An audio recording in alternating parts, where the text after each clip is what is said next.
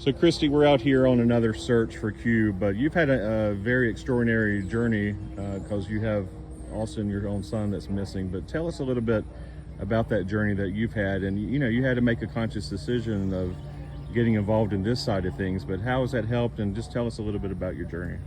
Well, in 2007, June 26th of 2007, my son Austin went missing.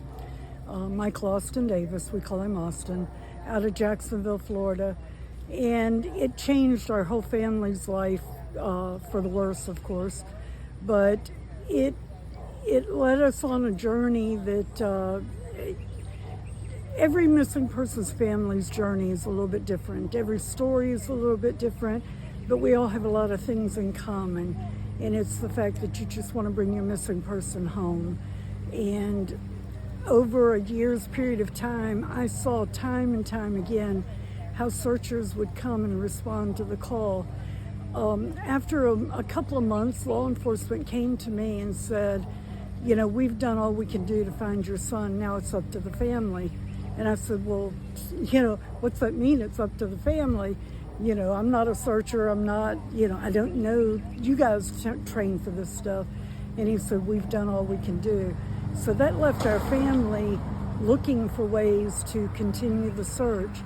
And a friend of mine gave me a Reader's Digest, actually, that had a story on Monica Kaysen in the Q Center. And I read that story one night, middle of the night. I couldn't sleep, thinking about where my son was, what was going on with him. And I called the number, expecting fully to get an answering machine, and had a kind of a little spiel to say what I wanted to tell her, why I was calling. And she actually answered the phone, and I didn't know what to say. I went blank. But we talked, and she said to me a few words that I still carry. She said, I can help. A family of a missing person, once law enforcement says we're done, you don't know where to go.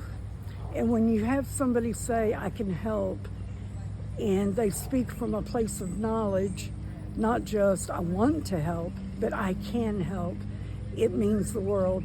So from there, Q Center started sending and organizing searchers and bringing them into town, and we have searched. We just had I don't call it the anniversary, but we just marked the date of 18 years that Austin's been missing. After working with Q Center, them coming and searching, it started me on my journey kind of took a turn.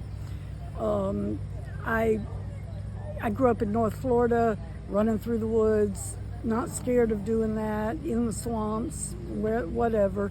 So when I saw the searchers and what they were doing and what it meant to the families, I decided I needed to help. So I started training, started learning about navigation through the woods, learning from people who already had been doing it for a long time. Had a lot of wonderful mentors that, you know, coached me and taught me and helped me along the way. And then came a day that I wanted to train a search dog, because I saw the work that they'd been doing for 2 years on my son's case, and I know that they were doing it on everybody else's cases just like mine.